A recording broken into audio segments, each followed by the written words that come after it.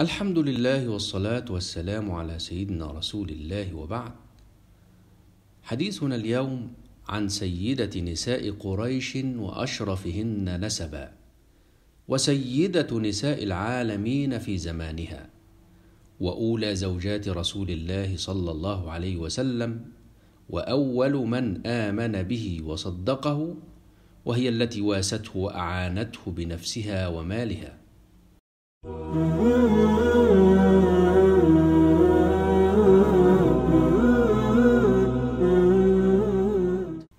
إنها أم المؤمنين خديجة بنت خويلد بن أسد، المرأة العاقلة الحازمة، ذات الشرف في النسب وذات الثراء الواسع.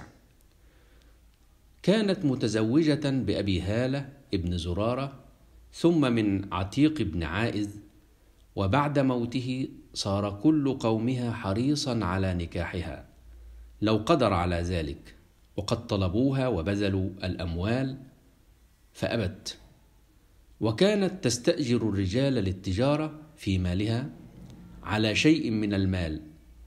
ولما سمعت عن رسول الله صلى الله عليه وسلم وعن أمانته وأخلاقه، عرضت عليه أن يتاجر في مالها، فوافق النبي صلى الله عليه وسلم، وأرسلت معه غلامها ميسرة، فخرج متاجرا إلى الشام، ورجع بالربح الوفير.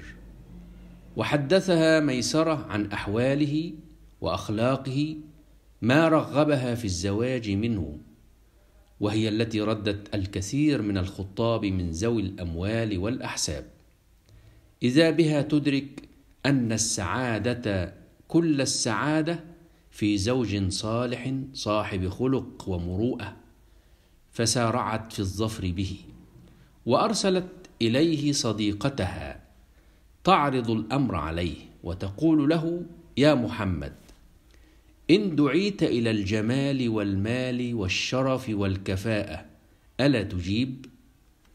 فتلقى النبي صلى الله عليه وسلم عرضها بالقبول، وتم الزواج المبارك الذي حدا بخديجة لكي تكون أول أمهات المؤمنين وأول أزواجه، ولتكون أيضا أول المؤمنين برسالته، ونعم المؤازرين لدعوته والمواسين له.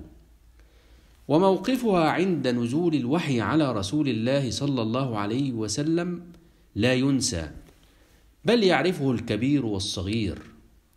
كيف طمأنت قلبه الخائف بكلماتها الرائعة حين أخبرها الخبر وقال: لقد خشيت على نفسي. فقالت خديجة: كلا، والله ما يخزيك الله أبدا، إنك لتصل الرحم وتحمل الكل وتكسب المعدوم وتقري الضيف وتعين على نوائب الحق. ولم تقف عند هذا الحد من الكلام، بل ذهبت به إلى ابن عمها ورقة بن نوفل ليؤكد بأنه وحي الله الذي أتى الأنبياء من قبل، وأنه نبي هذه الأمة. ومنذ زواجها وهي لا تدخر وسعا في عون زوجها ومساندته، حتى إنه كان يثني عليها بعد وفاتها في كل مناسبة. فتقول السيدة عائشة رضي الله عنها: ما تذكر منها وقد أبدلك الله بها خيرا؟ قال: ما أبدلني الله بها خيرا منها، صدقتني إذ كذبني الناس، وواستني بمالها إذ حرمني الناس، ورزقني الله منها الولد إذ لم يرزقني من غيرها.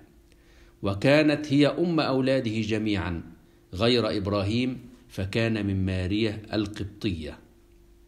وأتى جبريل عليه السلام النبي صلى الله عليه وسلم فقال: يا رسول الله، هذه خديجة قد أتت معها إناء فيه إدام أو طعام أو شراب، فإذا هي أتتك فاقرأ السلام عليها من ربها ومني، وبشرها ببيت في الجنة من قصب لا صخب فيه ولا نصب، والقصب هو اللؤلؤ المجوف، وذلك مكافأة لها على ما قدمته لرسول الله صلى الله عليه وسلم من حسن الرعاية في بيت يسوده المحبة والود، وعلى تركها لبيتها وإقامتها مع النبي صلى الله عليه وسلم في شعب أبي طالب، متحملة معه ومع المسلمين مشقة الحصار.